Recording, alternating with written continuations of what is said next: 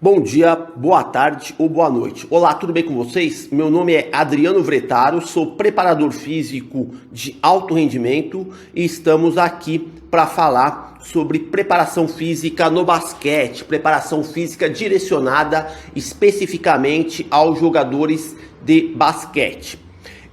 Pois bem, vamos lá. O tema de hoje da apresentação que eu pretendo comentar com vocês é sobre o treinamento do core, treinamento do núcleo corporal direcionado aos jogadores de basquete.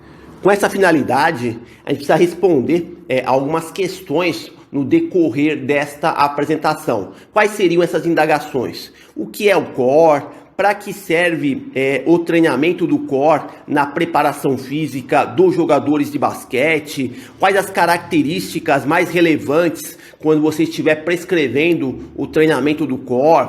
As pesquisas científicas em relação ao treinamento do core, inclusive pesquisas científicas, publicações específicas voltadas ao basquete, exercícios que podem ser prescrito, recomendações de exercícios, tanto exercícios gerais como específicos, e também entre outros aspectos importantes relacionados ao treinamento do core nos jogadores de basquete, tanto jogadores de basquete formativos como jogadores de basquete profissionais. Então, para dar esse start inicial, nós precisamos partir de uma problemática. O que seria exatamente essa problemática? Seria responder a esta questão: o que é o treinamento do core? Nós que já ouvimos muito falar sobre o treinamento do core, desse treinamento que é importante no treinamento, incluso no treinamento físico funcional. Para que serve? Como seria de forma apropriada realizar uma intervenção do treinamento do core nos jogadores de basquete? O core, ele serve tanto para melhorar o desempenho dos atletas, como também para prevenir lesões. Então, o treinamento do core, se a gente for levantar lá nos primórdios do treinamento do core, há alguns anos atrás, talvez 2, 3 décadas ou mais atrás, ele é muito utilizado pelo pessoal da área de reabilitação, pessoal da fisioterapia, que usava e usa ainda até hoje o treinamento do core na reabilitação de lesões do joelho, lesões de tornozelo, entre outros tipos de lesões. E o treinamento do core, ele consegue também reabilitar, então prevenir lesões, reabilitar lesões e também melhorar o desempenho dos atletas. O treinamento do core, que significa exatamente treinamento do núcleo corporal, ele permite uma estabilidade dinâmica, uma estabilidade proximal dinâmica, uma estabilidade central, no qual, quando o atleta, o seu jogador de basquete, vai realizar alguma tarefa motora, alguma ação motora específica ou não, ele consiga realizar essa tarefa com melhor eficiência. E para isso nós vamos discutir mais a fundo essas questões atreladas a esse conceito do core. Então, continuando, precisa responder uma questão aqui de terminologia. Certo? Então nós temos duas terminologias muito empregadas na literatura que fala sobre treinamento do core, que são dois termos: o core training, treinamento do core, e powerhouse, casa de força. O conceito de core training, ele é muito ligado aos autores que falam sobre treinamento funcional, que discutem sobre o treinamento disfuncional. Um desses autores é o professor Michael Borey, podemos mencionar também o professor Juan Carlos Santana, entre outros expoentes. E a questão de utilizar o termo powerhouse é para os adeptos, o pessoal que trabalha com pilates. Esse pessoal costuma mencionar chamar o core de powerhouse. Independentemente da terminologia que está sendo empregada, a gente pode até dizer que esses termos são intercambiáveis. Tanto core training como powerhouse são termos usados para designar a questão do núcleo corporal, da estabilidade central do corpo.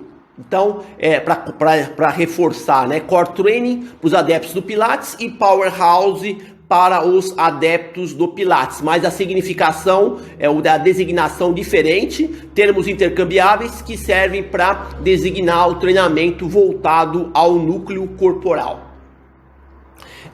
Fala um pouquinho sobre a definição conceitual do core, exatamente como a gente pode definir o core.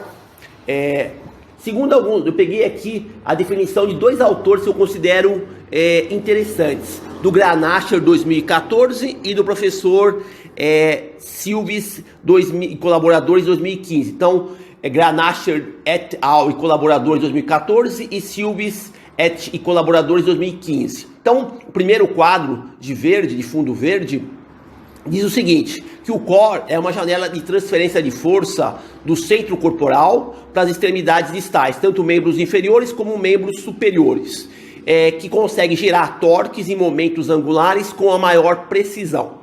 Por outro lado, os outros autores de 2015, eles alegam que o core, ele é que rege a habilidade postural frente às perturbações de ordem externas ou internas, tanto de forma estática como de forma dinâmica, durante a atividade esportiva e também vale dizer durante o treinamento, por meio de feedback ampliado do sistema neuromuscular. Então, apesar dessas duas definições aqui terem um pouquinho de diferença na maneira de expressar o que seria exatamente o core, a gente pode dizer resumidamente que o core seria o seguinte: o core é uma janela cinética de transferência de força do centro corporal, no caso músculos da cadeia anterior e posterior do tronco, para as extremidades distais, extremidades superiores, membros superiores, extremidades inferiores, membros inferiores. E por meio do core, dessa janela de transferência cinética de força, se consegue produzir melhor eficiência, melhor padrão de movimento. Então, é o treinamento do núcleo corporal, do centro corporal. Esse treinamento do core permite aprimorar a estabilidade central dinâmica para realizar diferentes tarefas. O core, ele busca manter o controle corporal, no caso a estabilidade, nos 3 planos anatômicos de movimento: plano sagital, plano frontal e também no plano transverso. A gente pode pensar que o jogador de basquete, quando ele está realizando uma partida, as diferentes movimentações que os jogadores de basquete realizam são realizadas nos 3 planos de movimento, são multiplanares: plano sagital, plano frontal e plano transverso. E a partir daí, a gente pode dizer que o treinamento do core, ele propiciaria uma melhor eficiência na realização desses movimentos, através da sinergia dos músculos do núcleo corporal. Também falando um pouquinho da questão da definição do core, nesse outro slide, eu digo que o elemento-chave do core, do treinamento do core, é o que os norte-americanos chamam de stiffness. O que seria esse stiffness? A tradução literal do inglês, do stiffness, seria rigidez.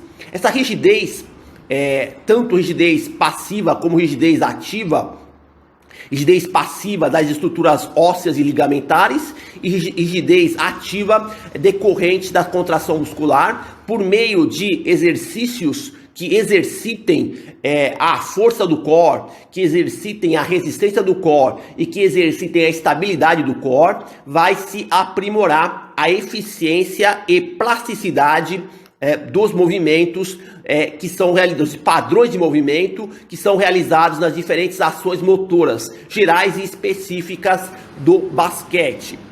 Então o core, quando bem exercitado, ele consegue otimizar tanto o controle motor e a transferência e produção de força para os segmentos distais, membros superiores e membros inferiores. Então você imagina que esse stiffness, por meio da melhoria da ativação do core, dos músculos que compõem o core, dos músculos sinérgicos que compõem o core, através de exercícios de força do core, resistência do core e estabilidade do core, consegue melhorar a eficiência e plasticidade das ações motoras. Quando o jogador de basquete, ele for realizar uma ação motora tanto com membros superiores como com membros inferiores, essa ação motora ela consegue ser realizada com melhor eficiência e plasticidade. Então tem estudos que eu vou mostrar mais adiante nessa apresentação que o treinamento do core com intervenções de 4, 6 até 8 semanas conseguiu melhorar tanto a altura do salto vertical, que é o movimento de força explosiva de membros inferiores, como a distância de lançamento do Medicine Ball, que é o movimento de força explosiva de membros superiores. Então, entre outras ações motoras específicas e que são fundamentais para o jogador de basquete. Então, é necessário está exercitando o core, tanto na força do core, como a resistência do core, como também a estabilidade do core, para aprimorar esse stiffness, essa rigidez dos músculos da cadeia anterior e posterior do tronco, e aí com isso melhorar a eficiência e plasticidade das ações motoras que são realizadas pelos jogadores de basquete. Falar um pouquinho sobre a anatomia do core, falar um pouco sobre os conceitos anatômicos envolvidos no core. Esse conceito anatômico do core é dividido em dois, em esqueleto axial e os tecidos moles. Esqueleto axial constituído da cintura pélvica e da cintura escapular. E os tecidos moles constituídos dos tecidos biológicos do corpo, músculos, tendões, ligamentos, cartilagens e articulações. Então esse conceito anatômico do core, essa junção desses dois, o esqueleto axial e dos tecidos moles, é que compõe anatomicamente o core e que permitem uma estabilização central do corpo. Quando a gente fala do core, exatamente da questão dos músculos que compõem o core, a gente pode dizer o seguinte: houve uma evolução ao longo do tempo nos músculos que compõem o core. Então, aqui vocês vão verificar primeiro, na parte superior da imagem, nós temos lá em inglês core muscles, que é músculos do core, e ele está apontando para um retângulo vermelho, Esse retângulo vermelho, que é chamado estão apontando para os músculos do core, do complexo lombo-pélvico, quando há mais ou menos 20 anos atrás, 2 décadas atrás, era o conceito inicial do core, era músculos do conceito inicial do core, do retângulo vermelho. E mais atualmente, o que equivale ao core seria os músculos do retângulo preto, do entorno do retângulo preto. Então, há 2 décadas atrás ou mais, era o retângulo vermelho que compunha os músculos do core. Na atualidade, recentemente, os músculos que compõem o core são os músculos que estão no contorno do retângulo preto. Então, é uma evolução dos músculos que compõem o core, uma evolução interpretativa daqueles músculos envolvidos no núcleo corporal. Falando agora um pouco desses músculos que compõem o core, esse autor aqui ele apresenta que o core ele é constituído de 29 pares de músculos. E quais são esses 29 pares de músculos? Músculos da região anterolateral do tronco, músculos da cadeia posterior do tronco e musculatura adicional, como a musculatura dos iliopsoas que nada mais é que o ilíaco, ipsoas maior e ipsoas menor, que são os flexores do quadril, e o quadrado lombar. Então, e ainda a gente pode dizer o seguinte, que esses 29 pares de músculos, eles podem ser também expressos nesse outro slide que complementa essa informação. Nesse outro slide nós estamos complementando a informação dos 29 pares de músculos, que segundo esses autores aqui de 2020, eles apontam que esses músculos do core seriam o seguinte: músculos do diafragma e da cintura escapular, do entorno da cintura escapular, tanto da cadeia anterior como da cadeia posterior. Músculos da região do abdômen e oblíquos, músculos anterolaterais, oblíquo interno e oblíquo externo. E também nós temos músculos paravertebrais e da cadeia posterior e músculos da cintura pélvica e também músculo que compõe o assoalho pélvico. Seria uma complementação aos músculos que foram mencionados no slide anterior. Devo lembrar que são 29 pares de músculos, se a gente quiser colocar isso de forma quantitativa. Ainda falando sobre os músculos do core, a gente pode resumi-los de duas formas: músculos globais e músculos locais. Músculos globais são músculos mobilizadores, músculos fásicos, são músculos superficiais constituídos predominantemente de fibras de contração rápida, fibras do tipo 2. E, por outro lado, em contrapartida, os músculos locais, que são estabilizadores tônicos, são músculos mais profundos, constituídos predominantemente de fibras de contração lenta, fibras do tipo 1. Os músculos globais, mais superficiais, eles participam em movimentos amplos e grosseiros do core. Já os músculos locais, mais profundos, eles participam na estabilidade postural do movimento. Então é uma forma resumida de interpretar os músculos que compõem o core, e dividir em globais e músculos locais. Aqui a gente mostra quais são exatamente esses músculos globais e esses músculos locais. Os músculos globais podem ser anunciados como os seguintes: multifídios, psoas maior, transverso do abdômen, quadrado lombar, diafragma, oblíquo interno, ilho costal e longuíssimo.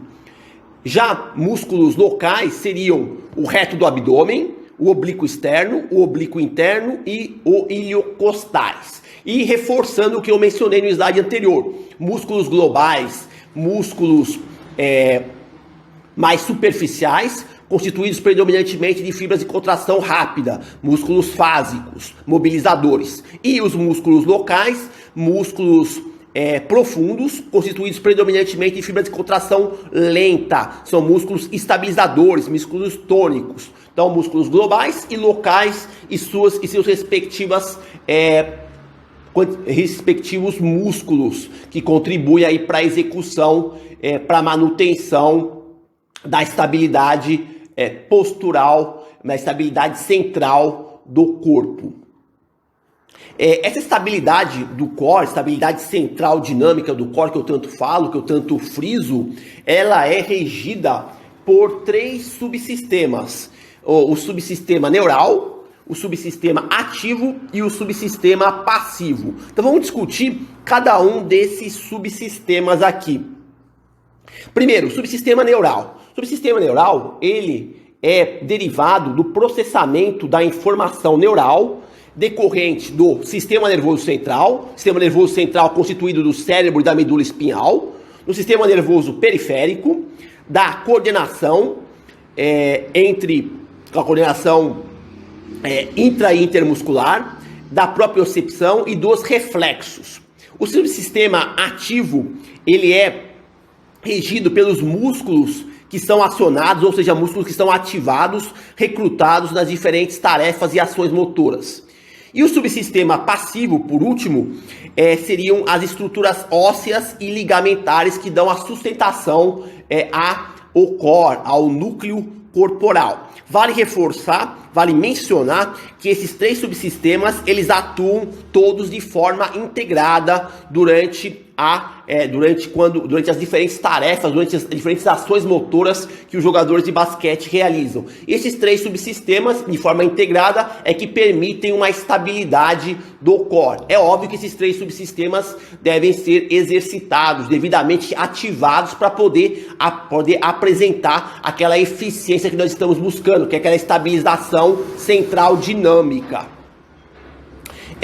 Um conceito ligado ao core é o chamado efeito Serapi. Efeito Serapi, que é um termo, uma designação que foi aludida pelo professor Juan Carlos Santana, foi criado pelo professor Juan Carlos Santana, que estuda muito a questão do treinamento funcional.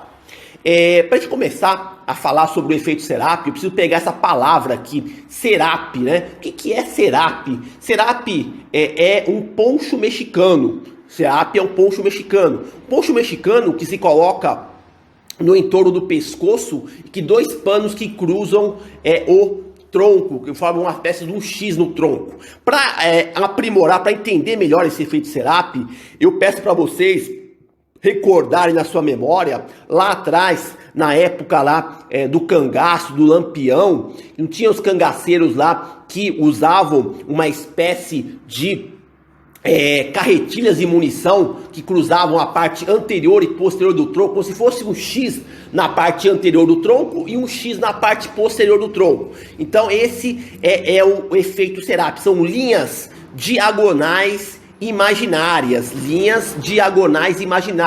que cruzam a cadeia anterior e a cadeia posterior do tronco. Na cadeia anterior, nós temos linhas diagonais imaginárias que partem do ombro direito para a perna esquerda e do ombro esquerdo para a perna direita. E na cadeia posterior, do ombro direito para o glúteo esquerdo e do ombro esquerdo para o glúteo direito. Então é um X na cadeia anterior do tronco e um X na cadeia posterior do tronco. Se vocês observarem as imagens que eu coloquei aqui nesse slide, esse X na cadeia anterior e posterior do tronco são setas bidirecionais, são setas em ambos os sentidos. O professor Juan Carlos Santana, ele chama essas linhas diagonais imaginárias de trilhos anatômicos. E o professor Michael Boyle, que também é outro expoente que estuda o treinamento funcional, chama essas linhas diagonais imaginárias de trilhos anatômicos. Independentemente da designação, da terminologia empregada, tanto rodovias de potência como trilhos anatômicos, eles designam, eles são situações em que solicita-se dos padrões diagonais de movimento. Quando você está utilizando o efeito Serapis, você está utilizando padrões diagonais de movimento. Então, nesse slide aqui subsequente, que também fala sobre o efeito Serapis, a gente vê também o efeito Serapis, só que de uma forma um pouco mais. O professor Juan Carlos Santana, ele aprimorou esse conceito do core inicial que eu falei, das linhas diagonais imaginária. Então ele já entende um pouco como uma couraça, né? Esse Serapis como uma couraça, que transcende a questão das linhas diagonais, que seria uma espécie de mola helicoidal, uma espécie de espiral, que começa um pouco abaixo da linha dos glúteos e sobe fazendo uma espiral até a altura dos ombros, no sentido horário, e volta dos ombros para até abaixo das alturas, um pouco abaixo da altura dos glúteos, em sentido anti-horário. Então seria uma evolução um pouco daquele conceito de linhas diagonais imaginárias que o professor Juan Carlos Santana tinha mencionado anteriormente. Essa imagem à esquerda seria mais ou menos como o efeito Serapis, como seria aquele poncho mexicano, né? Mas na verdade cruza tanto a cadeia anterior como a cadeia posterior do tronco. Essas linhas diagonais imaginárias, ou também esses espirais, eles funcionam de forma harmoniosa como agonistas e antagonistas durante movimentos que solicitam desses padrões diagonais de movimento de forma acelerativa como de forma desacelerativa. Então, para entender melhor toda essa teoria que eu mencionei, é melhor dar um exemplo prático em relação ao efeito Serapis. Então um exemplo no basquete seria o passe de ombro. Então no basquete nós temos vários tipos de passe, e um passe interessante que usa o padrão diagonal de movimento é o passe de ombro. O passe de ombro, para quem não sabe, é um passe no qual o jogador de basquete emprega o passe de ombro para fazer passes de longa distância. Enquanto o passe de peito é um passe de curta distância ou média distância, o passe picado também é um passe de curta e média distância, o passe de ombro é um passe de longa distância, quando o jogador de basquete quer fazer um passe para um companheiro da equipe que está situado numa distância relativamente longa na quadra. Então vamos imaginar que nós temos lá um jogador de basquete que está em posse da bola e que é um jogador destro e que vai realizar um passe de ombro, certo? Então ele pega a bola em ambas as mãos, e aí, como ele é um jogador destro, ele pega a bola com a mão direita e vai arqueando o tronco para realizar esse passe de ombro. Quando esse jogador está arqueando o ombro para realizar o passe de ombro, vale mencionar que a base desse jogador seria uma base antero-posterior. ele está em base antero-posterior, realizando um arqueamento do tronco com a bola na mão direita. Quando ele está arqueando esse tronco, ele está alongando essa linha diagonal da cadeia anterior, que parte do ombro direito para a perna esquerda.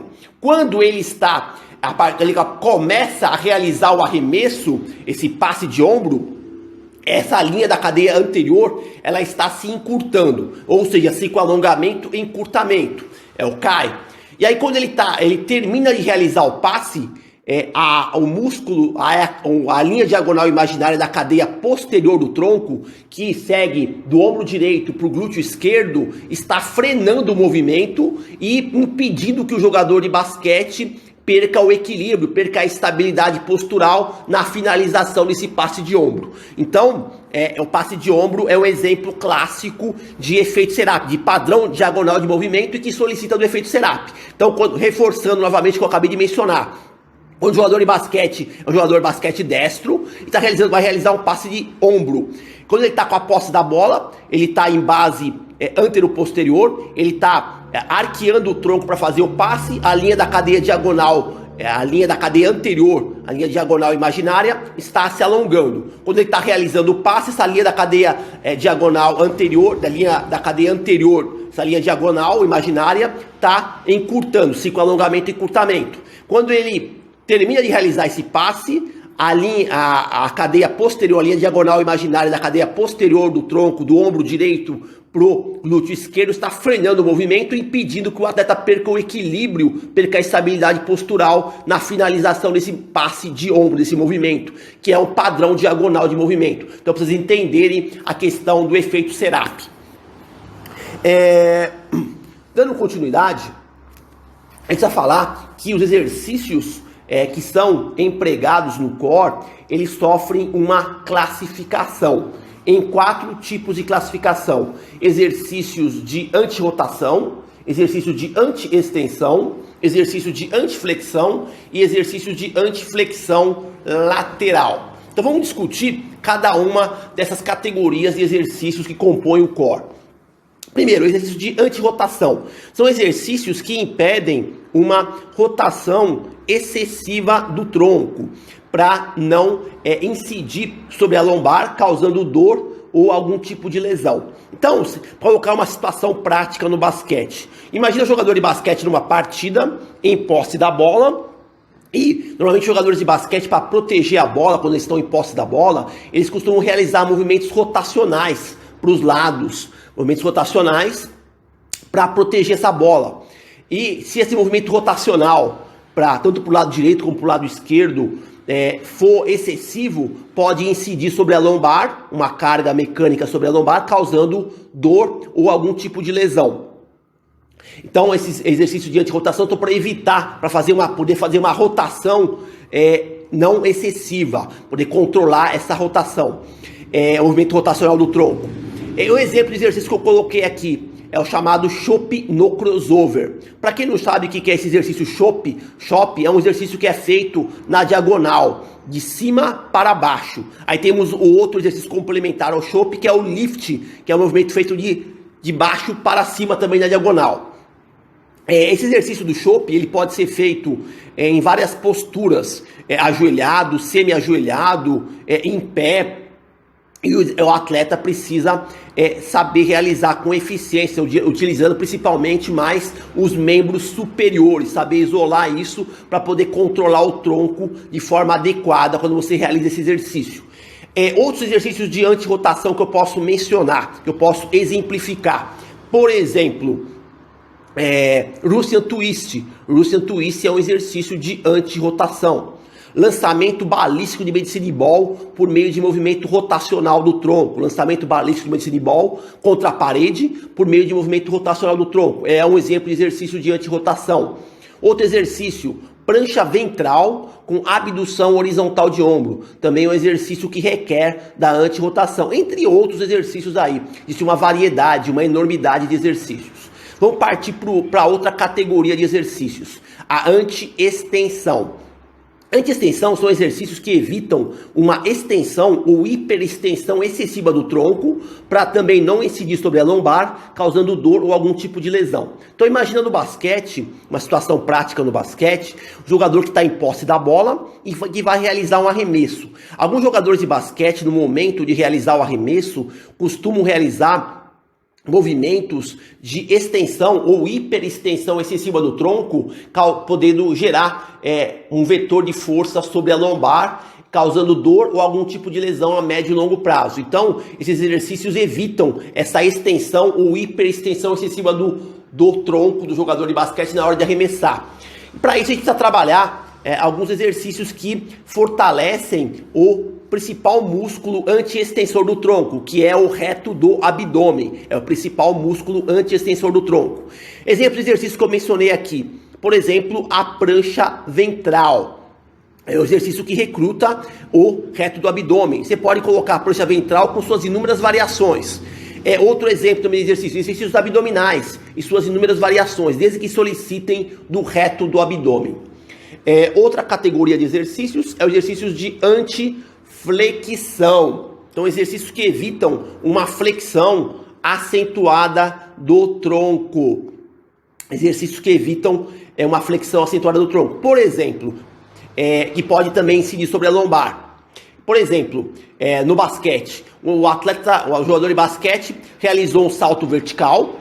E na hora de aterrissar, ele pode aterrissar com ambas as pernas, bipodal, ou com uma perna, unipodal. Na hora dessa aterrissagem, tanto bipodal como unipodal, se ele fizer uma flexão acentuada do tronco, ele pode criar um vetor de força sobre a lombar. Além de talvez até perder o equilíbrio. Então, esses exercícios de antiflexão, eles evitam essa flexão acentuada do tronco. Para isso, a gente precisa fortalecer os músculos da cadeia posterior do tronco. Então, dentre os exemplos que eu mencionei aqui, eu coloquei o exercício de hiperextensão lombar.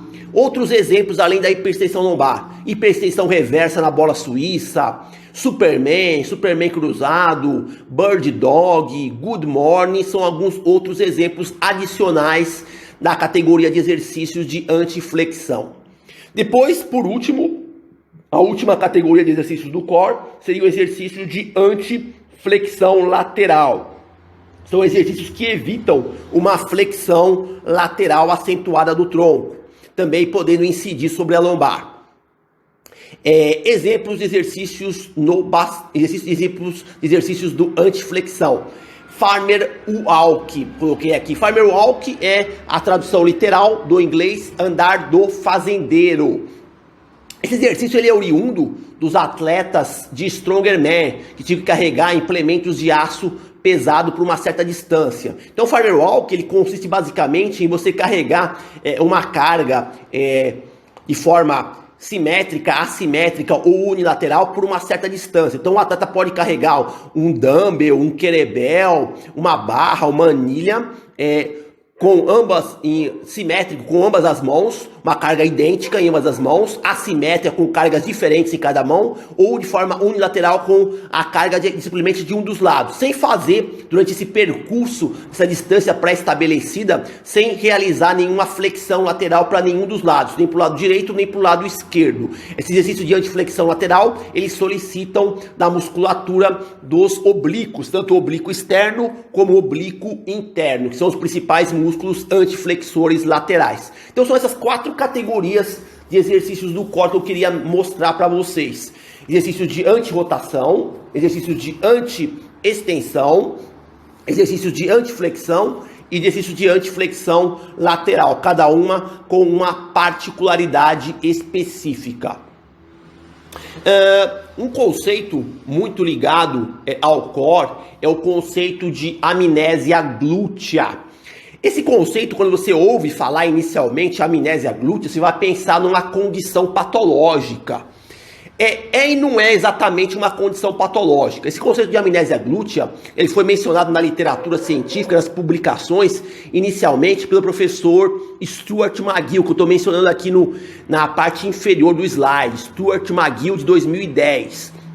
Ele inicialmente foi o professor que mencionou esse conceito de amnésia glútea. Para quem não sabe, o professor Stuart McGill é um professor lá da Universidade de Waterloo, no Canadá. Ele tem um laboratório de biomecânica e estuda muito essas questões aí de ativação muscular, estudos eletromiográficos com atletas. Então, o que seria exatamente essa amnésia glútea?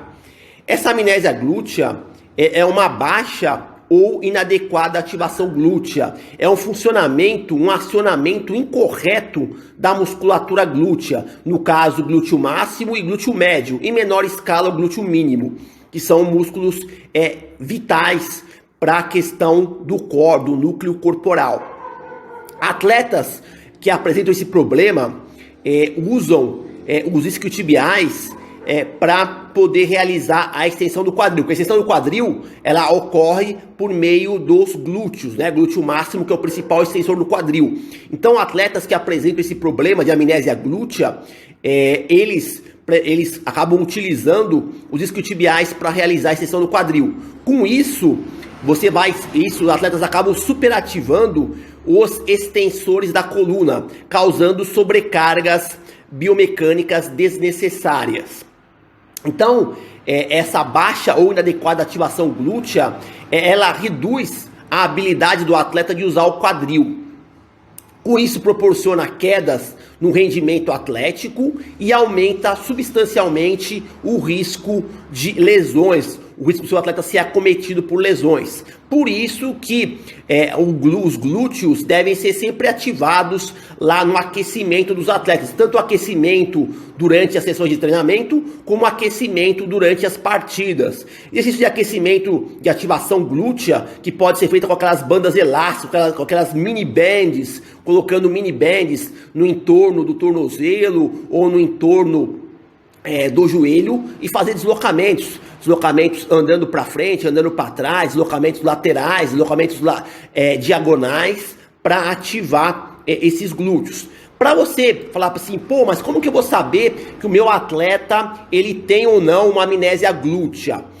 Uma forma de você avaliar se o jogador ele tem uma adequada ativação glútea, se ele é possuidor ou não de amnésia glútea, através de um exercício conhecido como elevação de quadril de Cook. Elevação de quadril de Cook, que foi desenvolvido pelo fisioterapeuta Gray Cook.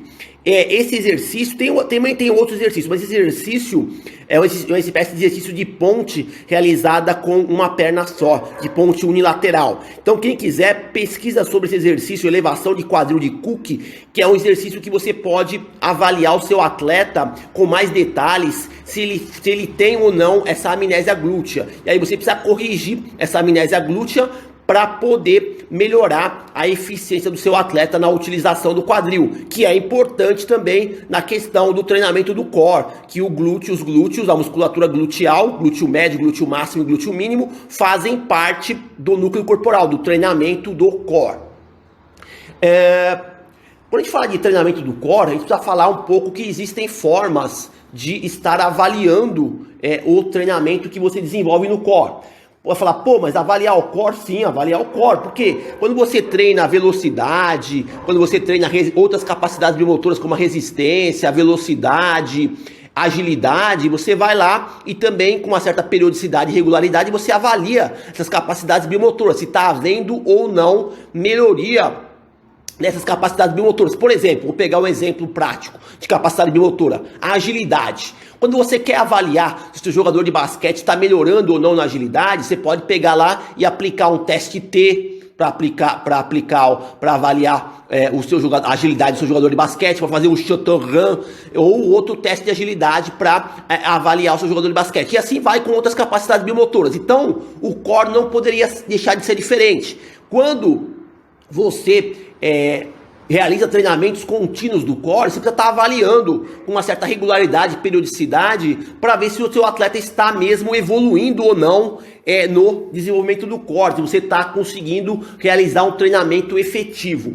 Então, o core ele pode ser avaliado de 3 formas: de forma isométrica, de forma isocinética e de forma isoinercial. A mais empregada na literatura, que é de fácil acesso e de baixo custo, é avaliar o core de forma isométrica, por meio dos dinamômetros isométricos, que são de fácil transporte, de baixo custo e de fácil aplicabilidade.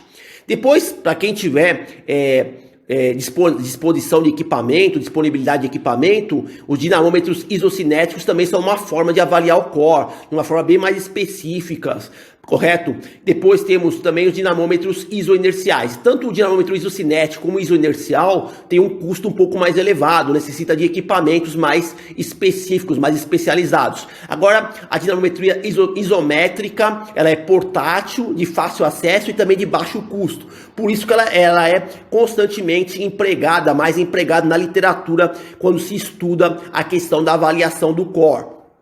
Então vamos mostrar aqui alguns estudos que mostram avaliações do core em jogadores de basquete e o que se encontra nesses resultados aí das avaliações. Alguns testes para avaliar o core que eu poderia estar mencionando aqui, que a literatura também com frequência menciona. Eu coloquei aqui 5 testes que eu considero importantes aqui, que eu vou mostrar para vocês nos slides posteriores. Quais seriam esses 5 testes para avaliar o core? O teste de Bjerring-Sorensen, o teste de prancha lateral, testes de prancha ventral, testes do abdominal remador e testes de estabilidade do core. Vale mencionar que o core deve ser avaliado, como eu já falei lá no passado, lá atrás, em alguns slides lá atrás, que o core deve ser avaliado na força do core, na resistência do core e na estabilidade do core. Então, pensando nisso, eu agreguei esses 5 tipos de versões de testes para avaliar o core. Então, vamos mostrar mais adiante, no prosseguimento dessa apresentação. Então vamos começar aqui, vamos começar a mostrar alguns testes. O primeiro teste que eu queria mostrar para vocês, apresentar para vocês, é o teste de Bjerring-Sorensen. É um teste muito utilizado para avaliar os extensores do tronco. Esse teste, para você realizar esse teste, você precisa de uma maca. Precisa colocar o seu jogador de basquete numa maca, no qual ele vai se posicionar com o tronco para fora dessa maca, ou seja, acima da crista ilíaca para cima da maca. E a parte inferior do tronco é preso com cintas, são ancorados com cintas. Uma cinta na altura do tornozelo, outra cinta passando na altura dos joelhos e outra cinta na altura dos glúteos. Então o atleta fica com o tronco para cima da crista ilíaca, para fora da maca. E esse tronco que está fora da maca, o posicionamento aqui que está mostrando na imagem dos braços, os braços estão ao lado da cabeça. Só que tem alguns estudos que mostram que esses braços podem ser colocados de forma cruzada na frente do tronco, e isola melhor do que colocar esses braços ao lado da cabeça, que o atleta pode utilizar um balanceio dos braços aí para poder permanecer nessa posição. Então, como é que funciona esse teste de Bjerring-Sorensen? Quando o atleta se posiciona adequadamente na maca, nessa posição que eu estou mostrando na imagem, você começa a soltar o start do cronômetro. E o teste é o teste de permanência, resistência dos extensores do tronco. Quando o atleta já começa a baixar o tronco, é que você deve travar o cronômetro e verificar o tempo de permanência. Quanto maior o tempo de permanência do atleta nessa posição, melhor vai estar condicionado, melhor será a resistência dos extensores do tronco. Então, o atleta permanecer de forma correta, alinhada, com o tronco alinhado com a maca, ainda o cronômetro está solto ainda. Quando o atleta perde esse alinhamento com a maca, o cronômetro é travado e aí você verifica o tempo de permanência do atleta, né, na posição. E aí é uma forma de avaliar os extensores do tronco. Então vamos mostrar aqui nesse slide o resultado de um teste de Bjerring-Sorensen feito em um jogador de basquete profissional, estudo de caso. Esse estudo de caso, esse resultado de pesquisa que eu estou mostrando aqui, é de uma dissertação de mestrado da Universidade de Granada, lá na Espanha. Esse autor aqui, o Vélez Ortega, 2017, realizou uma dissertação de mestrado, no qual ele realizou um programa de treinamento que envolvia treinamento do core e outras capacidades biomotoras durante o período de transição conhecido como off-season. Então, esse período de transição foi em torno de 8 semanas. E em 3 momentos diferentes, esse autor, ele mensurou esse teste de Bjerre-Sørensen, porque ele prescreveu o programa de treinamento do core e queria saber se está evoluindo ou não o treinamento do core nesse jogador de basquete profissional durante o período de transição, durante essas 8 semanas do período de transição. Então, olhando para o gráfico, nós temos 4 cores diferentes. Na cor azul, nós temos o valor de referência da literatura, o valor normativo do teste de Bjerre-Sørensen em segundos. Em valor em vermelho, nós temos o teste 1, que é quando o autor avaliou o atleta no início do período de transição, no início da intervenção, que deu 140 segundos. No de amarelo, nós temos o teste 2, no meio da intervenção, ou seja, são 8 semanas no meio da intervenção em 4 semanas, que aí o valor deu 35 segundos, uma queda substancial. Aí talvez seja por algum motivo de lesão, algum motivo qualquer que o atleta não conseguiu realizar o teste de forma correta. E no teste 3 de verde, nós temos no final do período de transição, no final da intervenção do programa de treinamento, que equivale a 145 segundos. Quando a gente compara o teste 1 com o teste 3, a gente nota que houve uma evolução de um delta percentual de 3,5%.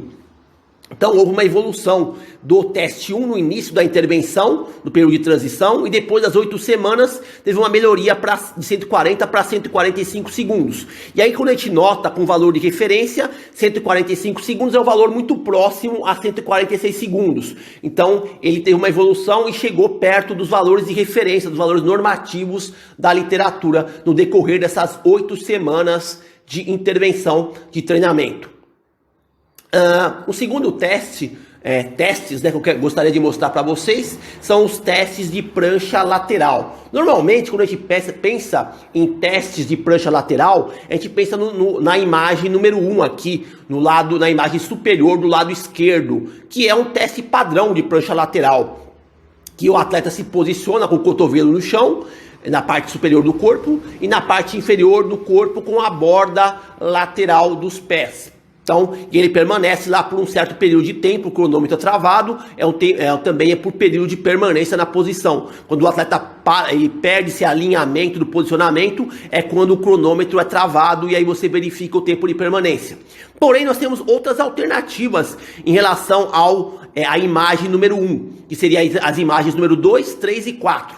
Colocando o quê? Colocando o elemento da instabilidade. Então, na imagem 2 aqui, a imagem superior à direita, a imagem 2, logo no membro superior, abaixo do cotovelo, é colocado um disco de equilíbrio para causar uma estabilidade e verificar também o tempo de permanência do jogador nesse teste de prancha lateral. Na imagem abaixo, na imagem 3, abaixo da imagem 1, à esquerda, nós temos um grau de dificuldade um pouquinho maior. Foi colocado um bossu logo abaixo do cotovelo, para criar um desequilíbrio um pouquinho maior ainda. E também pode ser usado como teste de avaliação de prancha lateral. E por último, a imagem 4, no qual se coloca um bossu logo abaixo do cotovelo e na extremidade inferior se coloca o disco de equilíbrio. Então, 2 intervenções de equilíbrio, tanto nos membros superiores como nos membros inferiores. E aí, você verifica que existem, então, alternativas ao teste padrão, que seria o teste 1. você pode pensar o seguinte: ah, mas qual teste de prancha lateral exatamente eu vou usar no meu jogador de basquete? Quanto melhor condicionado, quanto maior o nível de qualificação do seu jogador de basquete, maior você colocar o grau de dificuldade para avaliar essa prancha lateral. É lógico que para o jogador formativo em início de aprendizagem, de programa de treinamento, você pode fazer a imagem número 1, que já avalia suficientemente. Agora, para o jogador de alta qualificação, de alto nível, de elite, de classe mundial, você pode utilizar o teste de prancha lateral número 4 para avaliar, porque quanto mais qualificado, melhor condicionado no core o seu atleta, melhor você precisa colocar um teste que gere um grau de dificuldade maior para poder você avaliar ele com clareza, correto? Esse teste também devo frisar que é avaliado para ambos os lados do corpo, tanto para o lado direito como para o lado esquerdo, tanto o atleta destro como o atleta sinistro, né? Sinistro é canhoto, para ambos os lados do corpo. Então vou mostrar alguns resultados de pesquisa. Pesquisa do teste de prancha lateral do lado direito do corpo. Também com aquele mesma pesquisa lá do professor Vales Ortega, de 2017, que é com um jogador de basquete profissional, que é a dissertação de mestrado que o Vales Ortega ele interveio um programa de treinamento de capacidades biomotoras e do core durante o período de transição. Então, aqui nesse gráfico que a gente pode mostrar, que pode estar evidenciando nesse gráfico aqui. De valor azul, nós temos o valor de referência, o valor normativo da literatura, que é um valor de 94 segundos de permanência na posição. Depois, de vermelho, nós temos o teste 1, que deu 89 segundos, que seria antes de começar a montar o programa de treinamento durante o período de transição. Primeiro teste. Depois o teste 2 de amarelo, que é no meio do programa de treinamento, no meio das 8 semanas, no valor de 4 semanas, encontramos um valor de 95 segundos. E o teste 3 de verde é um teste no final das 8 semanas do período de transição, que deu equivalente a 101 segundos. Então, quando a gente compara o teste 1 no início do programa e o teste 3 no final do programa de intervenção, nós podemos observar uma melhora de 13,4% do teste 1 para o teste 3. Então, esse programa de treinamento do core que esse autor aplicou nesse jogador de basquete, houve uma evolução do teste 1 para o 3 de 13%. E esse valor final aqui do teste 3, 101 segundos, é um valor superior ao valor de referência que está de azul, que é de 94 segundos. Então, uma melhora significativa. Vamos mostrar o resultado de prancha agora lateral esquerda, do lado esquerdo do corpo, esse mesmo jogador de basquete.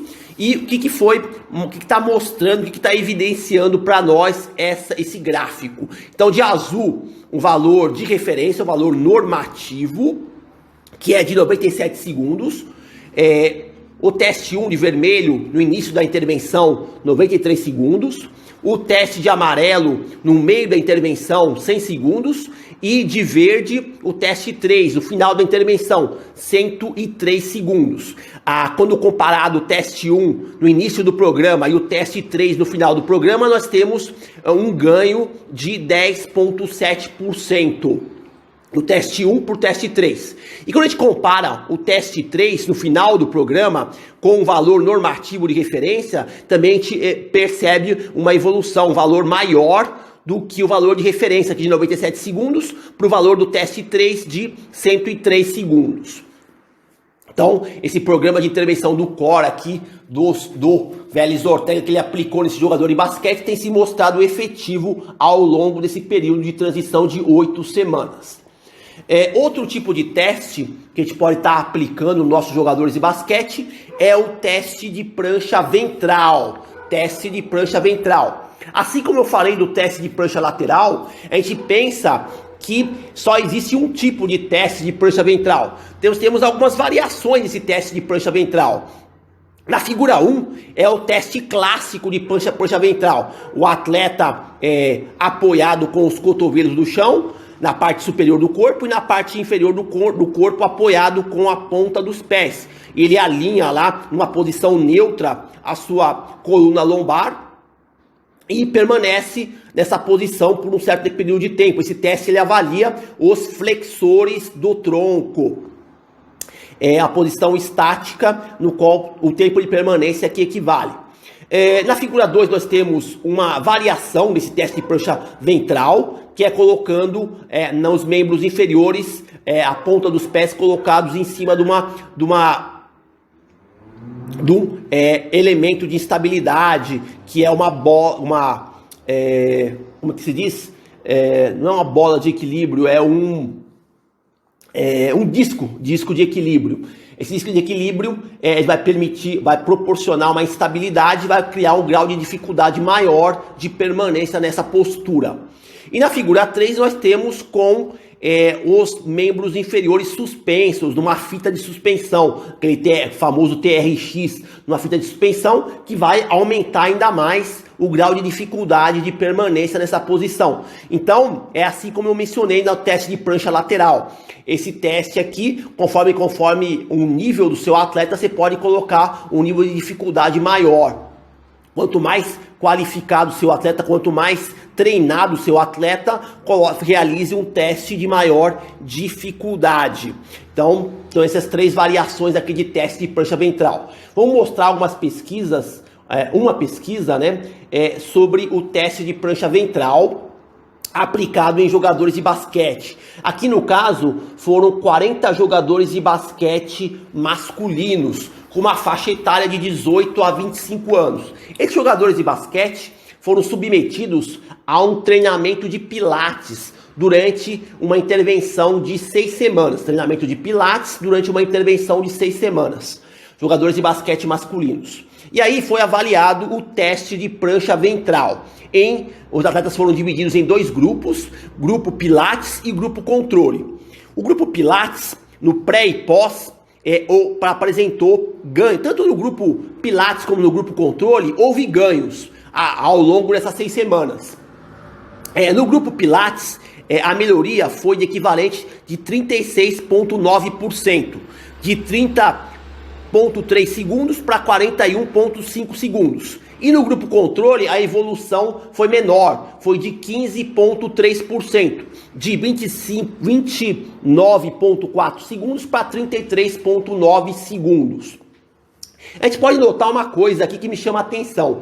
Esses valores que foram encontrados aqui no teste de prancha ventral em segundos são valores muito inferiores do que ocorre na literatura. Na literatura, normalmente, eles mostram esse teste de prancha ventral com valores em torno de 60, valores mínimos, né, em torno de 60 a 90 segundos de permanência na prancha ventral. Então, talvez esses atletas jogadores de basquete não tivessem um condicionamento do core muito adequado, não tivessem bem condicionados no core. Por isso que eles apresentaram valores de permanência na prancha ventral de poucos segundos, aí em torno de 30, 40 segundos em média. Mas o treinamento de pilates, que treina lá que eles chamam de powerhouse, se mostrou superior no teste de prancha ventral do que o grupo controle nos jogadores de basquete masculinos. Falando ainda de testes, falar um pouquinho sobre o teste conhecido como abdominal remador. Esse abdominal remador, ele é um teste muito conhecido, que leva em consideração o protocolo de tempo. Então se estabelece um protocolo de tempo para o atleta realizar esse abdominal remador, o maior número de repetições possíveis. Normalmente na literatura, nas publicações científicas, esse protocolo de tempo, ele varia em torno de 30 segundos ou 60 segundos, ou 30 segundos, ou 60 segundos. Depende muito do autor, do que o autor prefere utilizar, ou o protocolo de 30 segundos, ou o protocolo de 60 segundos. E aí, nesse protocolo de tempo pré-estabelecido, os jogadores de basquete realizam o maior número de repetições possíveis no abdominal remador. Então, nós temos aqui algumas variações desse teste abdominal remador. Na parte superior do slide, no lado esquerdo, nós temos o abdominal superior, no qual o atleta mantém elevados seus membros superiores, apoiados numa caixa, num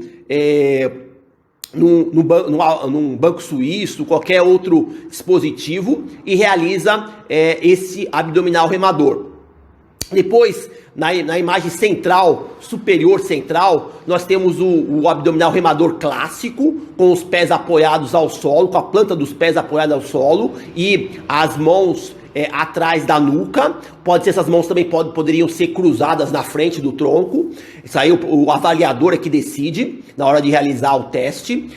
Na imagem superior direita, na imagem superior direita, nós temos com os membros superiores estendidos, criando um braço de alavanca maior.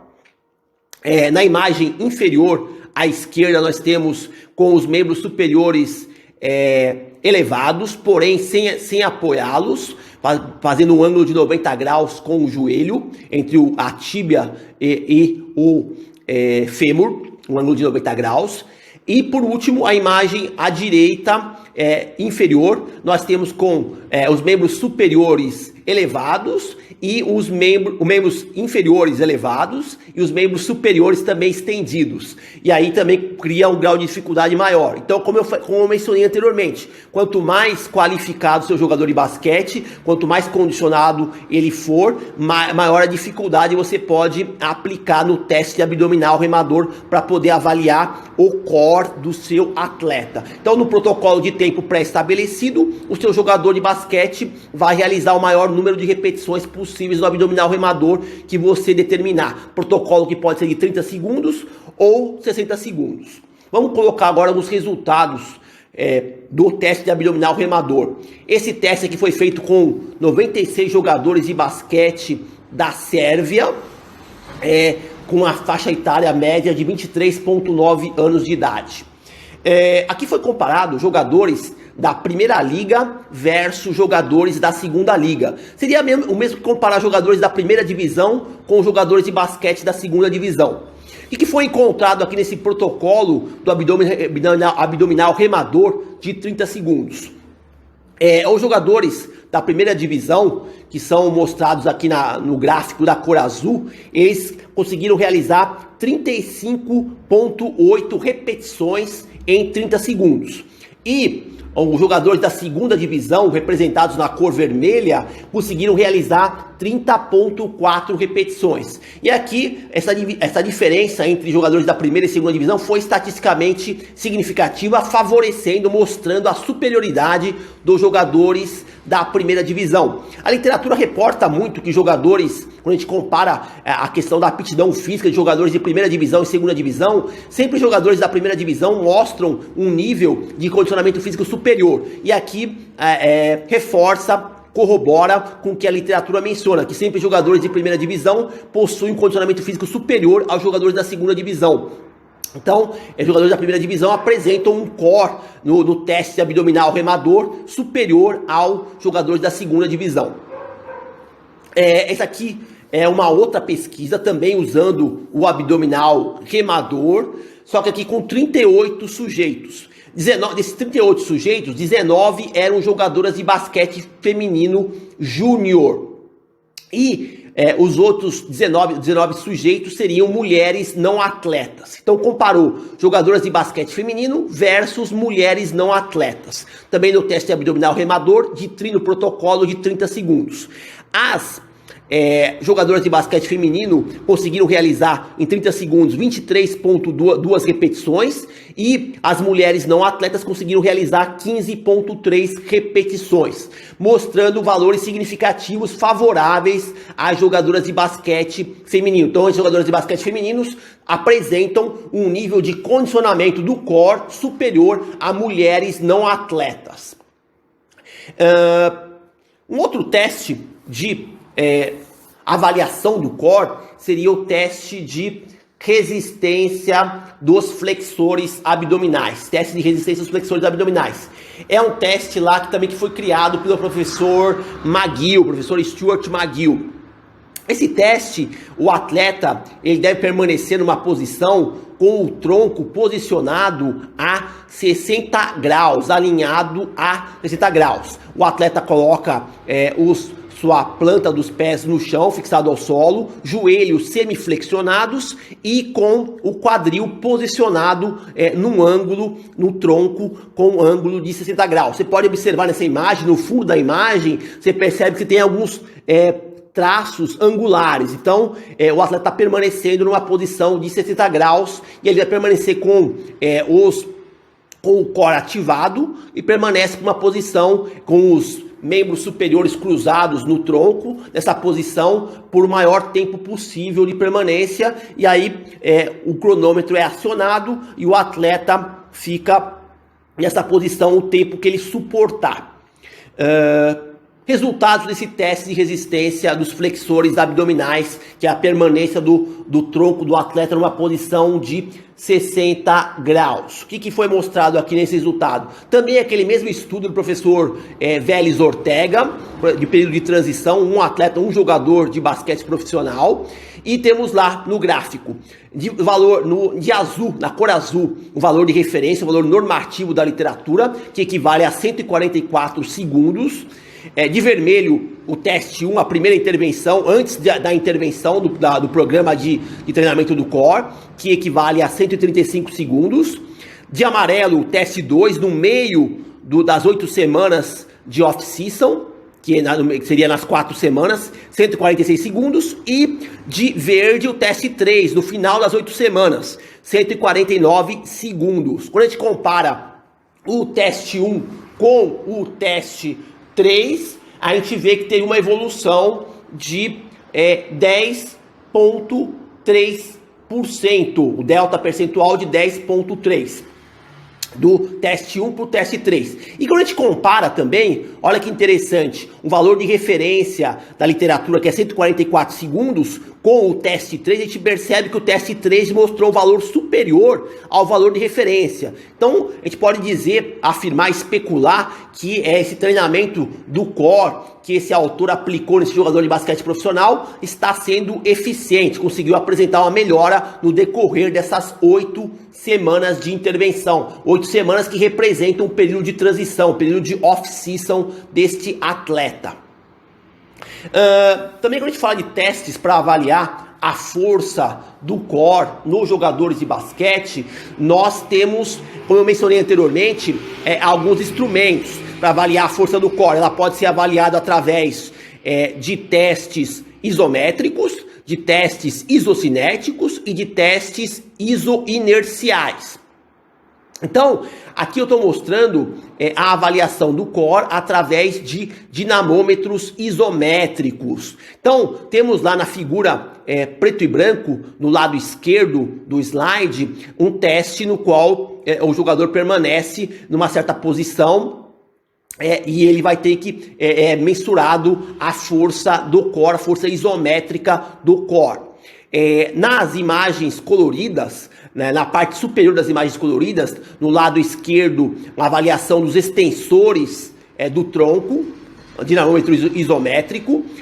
Na imagem colorida superior à direita, dos flexores do tronco. Na imagem inferior colorida à esquerda, dos rotatores externos do quadril. E na imagem inferior à direita, na imagem inferior à direita, nós temos dos adutores do quadril. Então, é uma forma de avaliar. Esses dinamômetros isométricos são os mais mencionados na literatura. Eles são, o custo é muito inferior a um dinamômetro isocinético ou isoinercial, e de fácil aplicabilidade e também de fácil transporte. Então, esses dinamômetros isocinéticos são muito utilizados nas pesquisas e também que você pode utilizar na sua prática, no seu exercício profissional, no dia a dia, quando você quer mensurar com uma certa regularidade a força do core do seu jogador de basquete. Então, além de mensurar ao core, na resistência do core e na força do core, a gente também pode avaliar o core na questão da estabilidade do core.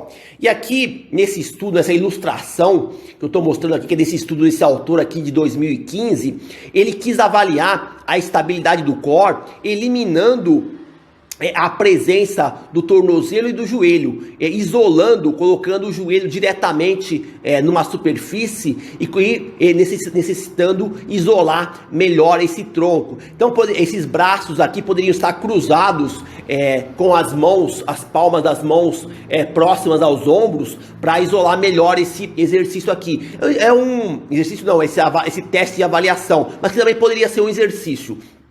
Esse teste, esse teste foi avaliado através de eletromiografia. Não foi realizado com jogador de basquete, mas eu coloquei aqui para ilustrar algum tipo de teste que você pode avaliar o seu jogador de basquete. Em vez de ser esse quadrado, esse retângulo que foi colocado aqui embaixo do joelho, poderia ser um bossu, por exemplo, para criar um grau de instabilidade e um grau de dificuldade maior. Então, colocando esse joelho no chão, você isola o distúrbio que é provocado pelo tornozelo e que é provocado pelo joelho. Você isola melhor o tronco, segundo esses autores aqui. Você verifica essa estabilidade do tronco de forma unilateral. Outros exercícios para avaliar a estabilidade do core nos jogadores de basquete são exercícios um pouco mais específicos. Então, por exemplo, o atleta em geral, aqui depois falo o específico. Na figura à esquerda, o atleta posicionado de pé em cima de um bossu invertido. Então, o tempo de permanência que ele permanece nessa posição. Aqui eu acredito que um exercício fácil, básico, mais fácil. Depois da direita, um exercício um pouco mais específico, colocando o elemento bola, colocando a especificidade. Jogador de basquete em cima de uma prancha de equilíbrio ou um bossu invertido e tenta se posicionar mantendo a bola em posse das mãos aqui. Também essa bola poderia ser quicada com uma das mãos aqui, também para aumentar o grau de dificuldade. Nesse outro slide nós temos aqui um pouco mais específico. Então na figura à esquerda, na imagem esquerda, nós temos um jogador de basquete com uma base unipodal e quicando a bola em uma das mãos, É um teste um pouco mais específico. E no lado da imagem à direita, nós temos um jogador com uma base unipodal e em cima de uma prancha de equilíbrio, ou pode ser um bossu invertido, e também o tempo de permanência. Nessa figura à direita, também poderia ser colocada uma bola. O atleta poderia estar quicando a bola em uma das mãos, ou fazendo a bola, segurando a bola à frente, colocar o elemento bola para ficar um exercício, um teste um pouco mais específico sobre a avaliação da estabilidade do core do jogador de basquete. Então, eu mostrei algumas alternativas aí que vocês podem estar utilizando. Volto a afirmar, quanto mais condicionado, quanto mais preparado funcionalmente, quanto maior o nível de aptidão física funcional do seu jogador de basquete, você coloca um teste com maior grau de dificuldade para avaliar essa estabilidade do core. Quando a gente fala de core, a gente precisa lembrar também que o core, o treinamento do núcleo corporal, essa estabilidade central dinâmica, ela também interfere na melhoria, na eficiência do movimento. E um desses movimentos que é muito utilizado pelos jogadores de basquete, movimento específico, são os arremessos, os diferentes tipos de arremesso. Arremesso estacionário com uma das mãos, arremesso de suspensão, lance livre, arremesso de 3 pontos, bandeja, entre outros. Então esse autor aqui de 2020, ele avaliou a influência do treinamento do núcleo corporal, do core, sobre os arremessos, o que poderia proporcionar de melhoria o treinamento do core nas diferentes técnicas de arremessos. Então, segundo esse autor, o core consegue aprimorar o controle motor durante a realização dos arremessos. Então o atleta ele precisa ter um controle do seu gestual técnico durante a realização do arremesso para poder realizar uma melhor precisão essas diferentes variações de arremesso. Então o treinamento do core ele propicia essa melhor estabilidade central dinâmica que vai aprimorar essa eficiência no controle motor das diferentes técnicas de arremesso. Uma estabilidade também do core durante a realização dos arremessos, que permite também absorver forças externas. Então você observa também numa partida de basquete que o jogador de basquete ele pode sofrer por exemplo, colisões durante a tentativa de arremesso. E essas colisões podem desestabilizar o posicionamento desse jogador. Se ele tiver um core bem aprimorado, essa absorção da força externa, ela pode ser realizada e o atleta pode corrigir esse arremesso a tempo para manter a precisão desse arremesso. Então, também tem a ver com essa reação imediata das diferentes mudanças situacionais que ocorrem numa partida.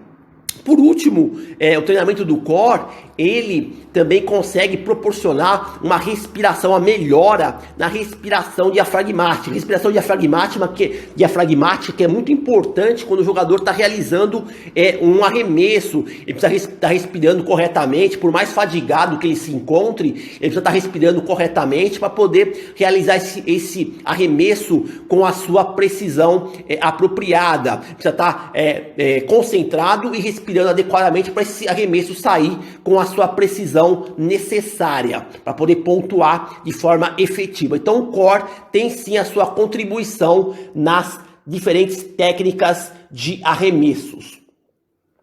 Aqui vou mostrar um estudo científico falando sobre o treinamento do core e a melhoria no desempenho atlético. Então, quanto o core pode contribuir para melhoria no desempenho atlético. Esse estudo foi feito aqui com jogadoras de basquete feminino, um programa de intervenção do core durante 8 semanas, numa frequência semanal de 2 vezes por semana. 2 vezes 8, 16. Então foram 16 sessões, um total de 16 sessões de treinamento do core em jogadoras de basquete feminino, no qual foram avaliadas algumas variáveis de desempenho atlético. Quais foram essas variáveis? O salto vertical, que mensura a força explosiva de membros inferiores. O lançamento de distância no medicine ball, que mensura a força explosiva de membros superiores. A força abdominal remador, com quantidade de número de repetições. A flexão de braços, também número de repetições. E a velocidade de deslocamento através do sprint de 30 metros. E o que foi observado aqui é que o grupo controle, que é o grupo que sofreu a intervenção do treinamento do core durante 8 semanas, nessa frequência de 2 vezes por semana, apresentou melhorias significativas em relação ao grupo controle, nessas variáveis de desempenho nas jogadoras de basquete. Ou seja, força explosiva de membros inferiores, força explosiva de membros superiores, resistência abdominal e também velocidade de deslocamento numa distância de 30 metros. Então o treinamento do core tem sim a sua contribuição no rendimento dos jogadores de basquete.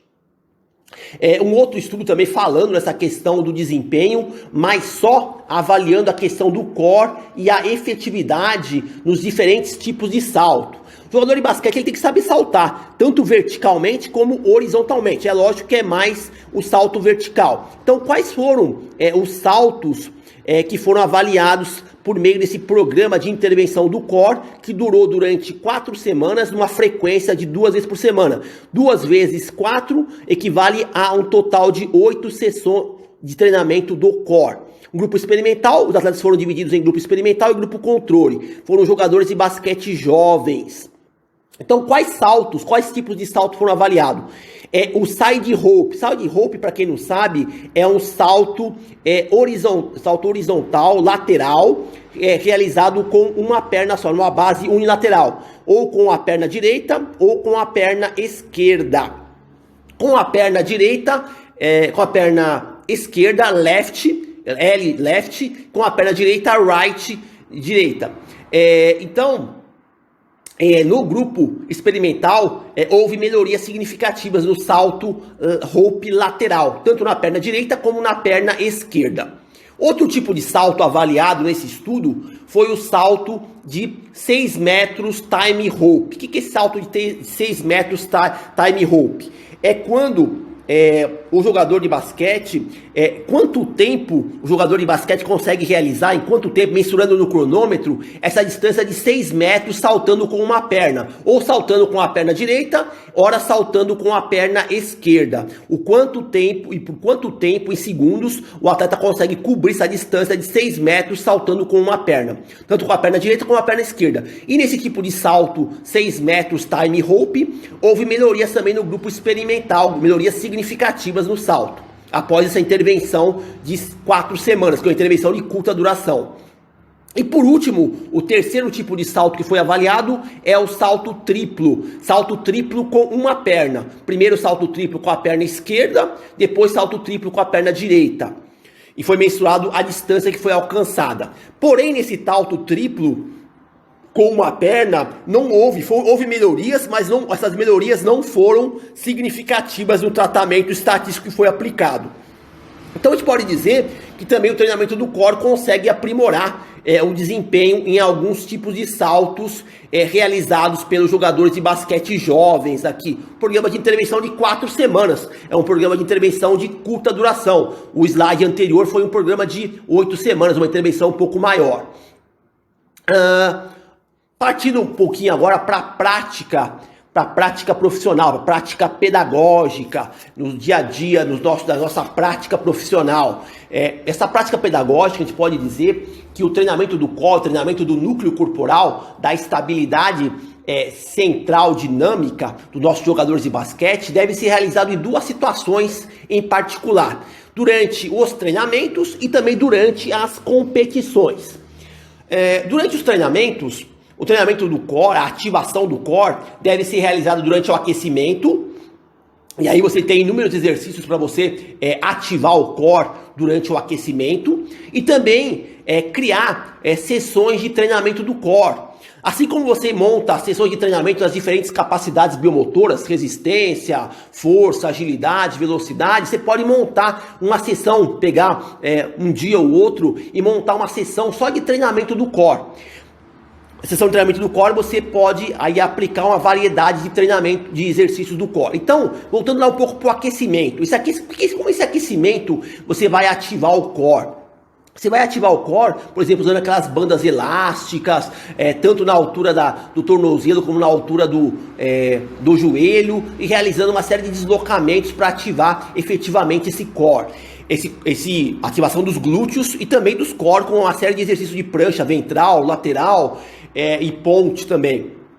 Esse aquecimento ele é chamado de aquecimento multicomponente, aquecimento preventivo multicomponente. É um aquecimento que, quando você ativa o core e os músculos sinérgicos ligados ao core, você consegue prevenir lesões. Isso, com o passar do tempo, é uma espécie de aquecimento e ao mesmo tempo um programa preventivo de lesões. Então chama-se aquecimento multicomponente, aquecimento preventivo multicomponente. E também nas sessões, criar sessões de treinamento do core, intervenções, uma sessão de treinamento de 40, 50, 60 minutos só com exercícios do core, em forma de circuito ou de uma outra maneira, para melhorar esse core. Assim como você faz sessões de treinamento de resistência, de força, de velocidade, você monta uma sessão de treinamento só para treinar o core.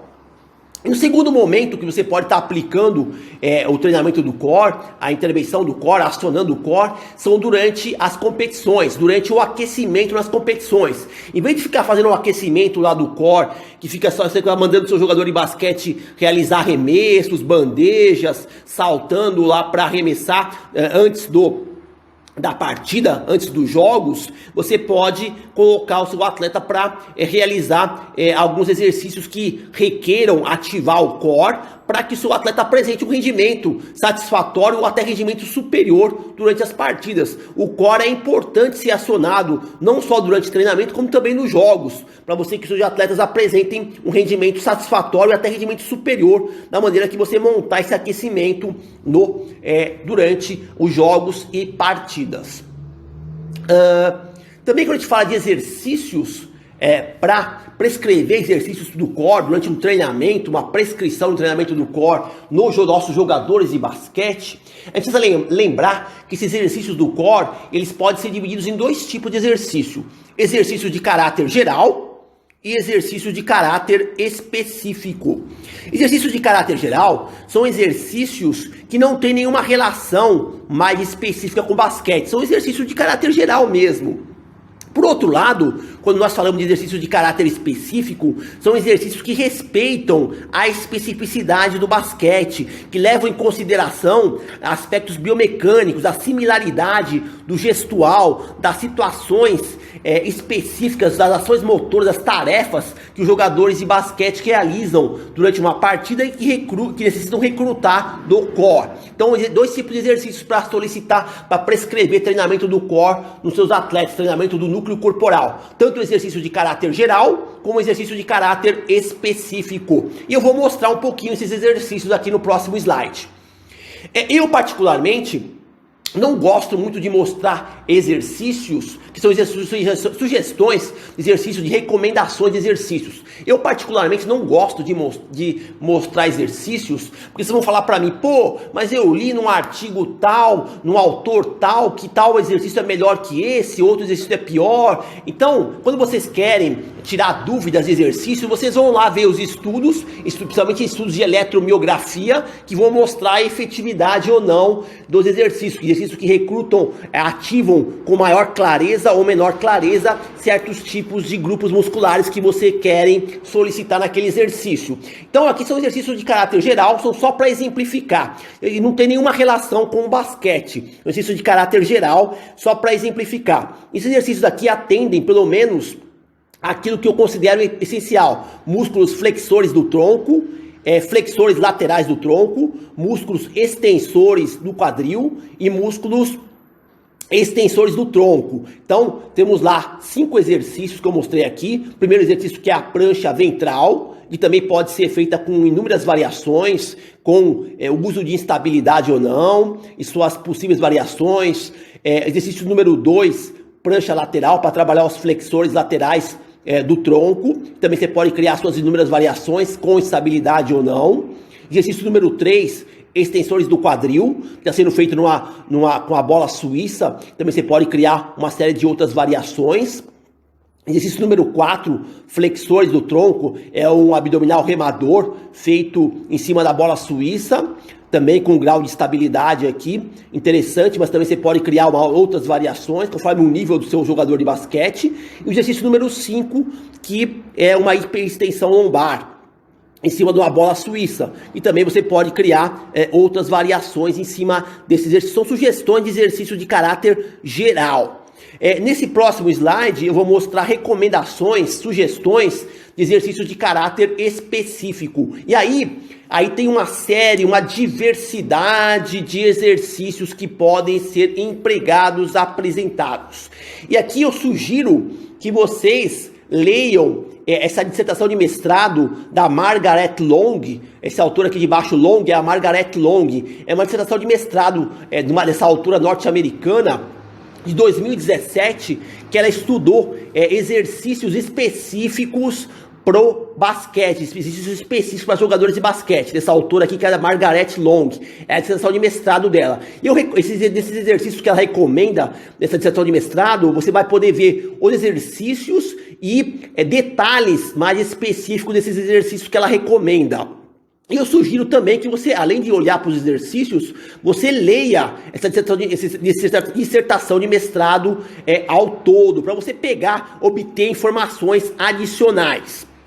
Então, aqui o que vale mencionar, em vez de eu ficar discutindo exercício por exercício, o que vale mencionar é que esses exercícios devem ser realizados nos 3 planos de movimento: plano sagital, plano frontal e plano transverso, porque são exercícios multiplanares. Quando você pensa nos exercícios que o jogador de basquete realiza numa partida de basquete, são exercícios multiplanares. Então, exercícios multiplanares que solicitem, que recrutem os grupos sinérgicos da cadeia anterior e posterior do core, do núcleo corporal.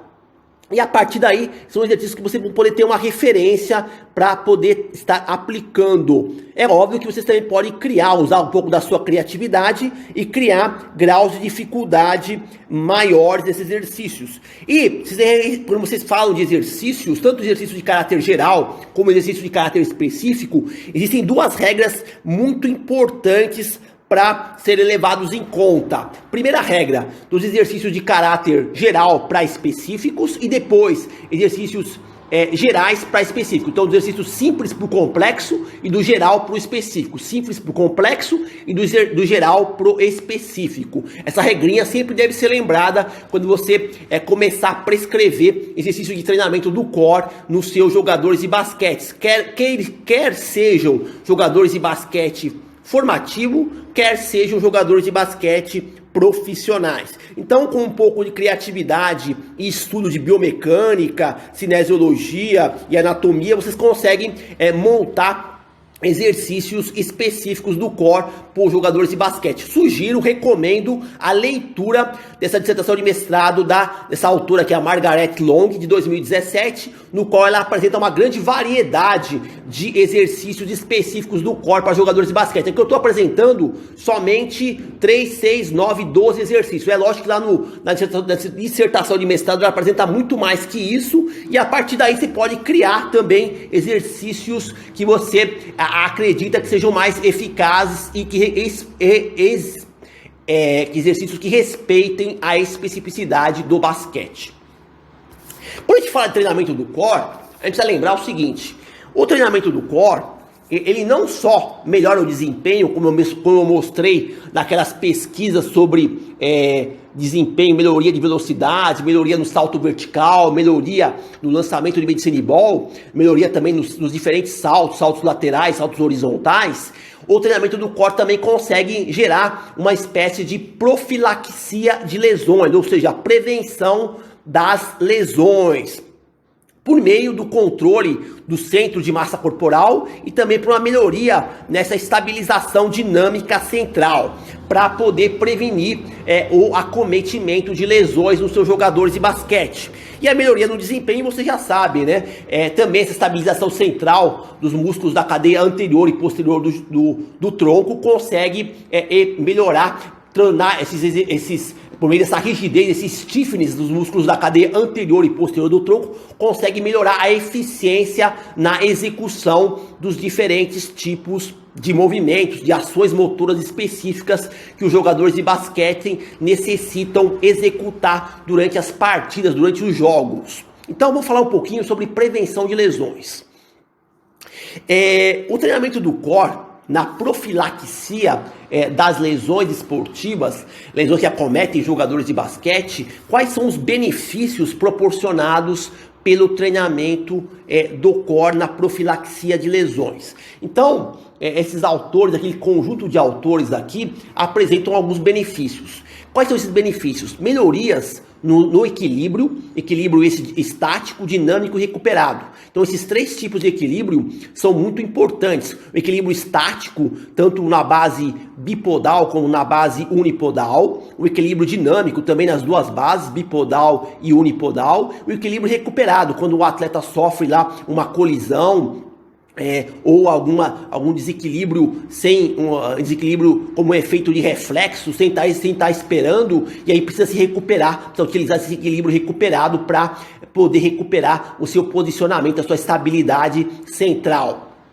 Também o treinamento do core na prevenção de lesões, ele consegue aprimorar a coordenação geral, coordenação entre membros superiores e membros inferiores em diferentes tarefas.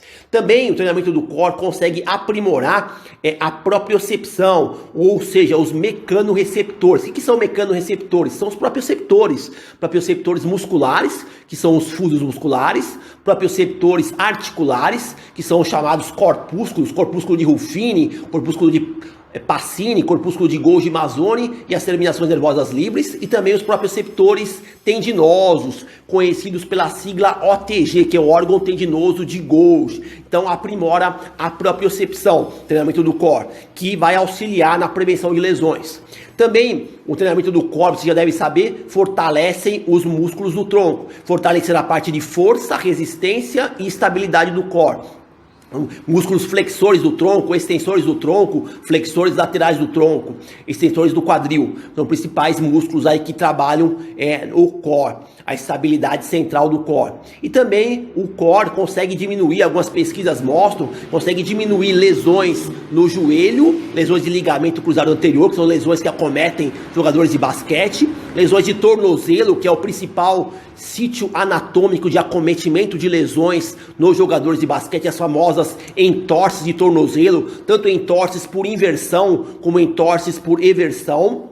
E também consegue diminuir os problemas lombares, as dores lombares e outro tipo de acometimento de lesões nessa região lombar, que por meio do treinamento do core. Um treinamento devidamente montado e bem estruturado, levando em consideração alguns parâmetros que foram mencionados nesta apresentação. Quando a gente falar de core, eu também pensei em mostrar para vocês a questão da disfunção que pode ocorrer, um tronco disfuncional. Graças ao treinamento do core, você evita que o tronco do seu jogador de basquete ele se torne disfuncional. Aqui é um estudo desse autor aqui de 2020, no qual ele avaliou 104 jogadores de basquete masculinos e constatou nessa pesquisa que desses 104 jogadores de basquete, 28 jogadores apresentaram disfunção de tronco.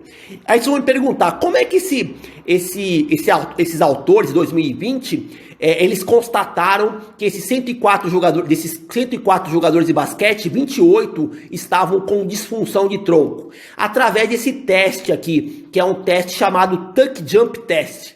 Tuck Jump Test. Esse teste é um teste no qual o jogador deve saltar com ambas as pernas, tentando agrupar os joelhos mais próximos ao peito. E vocês observem nessas imagens aqui, que quando aqui no caso está uma atleta feminina, quando o atleta, o seu jogador de basquete, tenta saltar para agrupar os joelhos próximo ao peito, você deve observar o alinhamento do fêmur em relação ao solo. Então, no ponto mais alto do salto,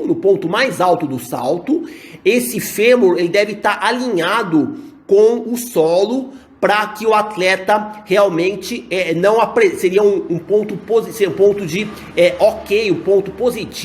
de que o atleta, jogador de basquete masculino ou feminino, não apresenta disfunção de tronco. É um indicador de que, é um critério de que o atleta ele está com os movimentos dele do tronco, ao core está sendo devidamente ativado durante esse Tuck Jump Test. Porque esse teste ele requer tanto estabilidade, como coordenação dos movimentos, como também a explosividade de membros, a explosão de membros inferiores, força explosiva de membros inferiores. Então, nesse próximo slide aqui que eu vou mostrar para vocês, fala de alguns dos critérios que foram utilizados nesse teste, desse Tuck Jump Test, que vocês devem ler. Recomendo a leitura desses dois autores aqui, o Maier e colaboradores 2011 e o Firojah e colaboradores 2020 e 2011. Esses dois estudos aqui, eles dão os critérios desse Tuck Jump Test. E quais foram esses critérios que os autores utilizaram? Primeiro, quando o atleta vai realizar esse Tuck Jump Test, você deve colocar uma marcação no solo, uma marcação que pode ser feita com um giz ou com uma fita adesiva no solo, e você vai verificar como se o atleta ou jogador ou jogadora de basquete aterriza o pé no mesmo local quando ele está realizando esse teste. Ele vai realizar esse teste durante 10 segundos, o máximo de repetições que ele puder durante 10 segundos, e você vai observar se o atleta aterriza os pés nesse mesmo local, nessa fita que você colocou no solo, giz ou uma fita adesiva no solo. Também você tem que verificar, como eu falei no slide anterior, o paralelismo do fêmur para com o solo no ponto mais alto do salto, durante esse movimento de saltar, de tentar agrupar o joelho mais próximo do peito. E aí, se o atleta também, um critério seria o atleta interromper essa sequência de saltos nesse período de 10 segundos, porque o período pré-estabelecido, o protocolo de tempo, é um protocolo de 10 segundos. Protocolo de 10 segundos. Esse protocolo de 10 segundos, se o atleta parar de realizar o salto por motivo de fadiga, também é um indicativo, um critério indicativo de que ele está com uma disfunção de tronco. Além de poder estar com uma fadiga decorrente da falta de resistência de potência, de falta de resistência de força explosiva, ele também pode estar apresentando uma disfunção de tronco. Então, esse teste também, para ser mais preciso, ele deveria ser filmado em 2 planos, no plano frontal e no plano lateral. Então, esse é um teste que avalia a disfunção de tronco. Então, segundo esses autores, esse teste avalia força explosiva, coordenação e controle postural durante a realização desse teste. Recomendo a leitura desses 2 artigos, tanto o artigo do Meyer, em 2011, como o artigo do Firojá 2020. Esses artigos aqui, eles mostram, relatam mais detalhes, além de ilustrar também. Esses artigos são ilustrados com imagens sobre esse Tuck Jump Test, como ele pode ser aplicado para você poder identificar a disfunção do tronco, se o jogador de basquete apresenta um tronco disfuncional. Esse tronco disfuncional, ele vai acabar interferindo de forma negativa. É uma forma de avaliação também, assim como aqueles outros testes que eu mostrei anteriormente, de avaliar o core. Esse teste de Tuck Jump Test, ele avalia a questão disfuncional do tronco, que também não deixa de ser uma questão patológica. Considerações finais. Estamos concluindo essa apresentação aqui. O treinamento do core, ele é um elemento crucial no programa de treinamento da aptidão física funcional dos jogadores de basquete. O treinamento do core deve ser realizado tanto para jogadores de basquete profissionais como para jogadores de basquete formativos. Se você quer melhorar a eficiência dos movimentos, dos padrões de movimento, você deve trabalhar o treinamento do núcleo corporal, aprimorar a estabilidade central dinâmica dos seus jogadores de basquete. Um meio dessa forma é por meio do treinamento do core. O core deve ser fortalecido por meio de exercícios de resistência do core, exercícios de força do core e exercícios que envolvam a estabilidade do core, como eu mencionei anteriormente nesta apresentação. O core deve ser avaliado com uma certa regularidade para você poder afirmar com convicção se o treinamento do core que você está aplicando no seu atleta está sendo efetivo ou não. Então, e também lembrando daquela questão, quanto mais avançado o seu nível do seu atleta, maior você pode criar de dificuldade nos exercícios do core. O core, ele deve ser ativado também sempre nos aquecimentos, tanto o aquecimento para sessões de treinamento, como aquecimento para os jogos, para as partidas. E por fim, o core bem desenvolvido, bem trabalhado, ele previne lesões, ajuda na profilaxia de lesões e também consegue melhorar o rendimento atlético dos seus jogadores de basquete. Então, a gente pode dizer o seguinte: o que foi dito aqui nessa apresentação, por último, vale frisar que nós discutimos nessa apresentação uma série de fatores relacionados ao treinamento do core, treinamento do núcleo corporal, da estabilidade central dinâmica. E que existe uma série de variáveis aí relacionadas ao treinamento do core, tanto variáveis de caráter geral como variáveis de caráter específico, que devem ser levados em consideração. Questões de avaliação, questões de exercícios que podem ser aplicados, o conhecimento do efeito Serap, que usa os padrões diagonais de movimento, e entre outros aspectos que tem um papel importante no treinamento físico-funcional que você vai aplicar nos seus jogadores de basquete. Eu espero que vocês tenham conseguido adquirir alguma informação útil para vocês poderem estar aplicando na sua prática profissional, no exercício da prática profissional com os seus jogadores de basquete. Eu concluo aqui a apresentação, eu agradeço pela atenção, desejo boa sorte a todos e até a próxima.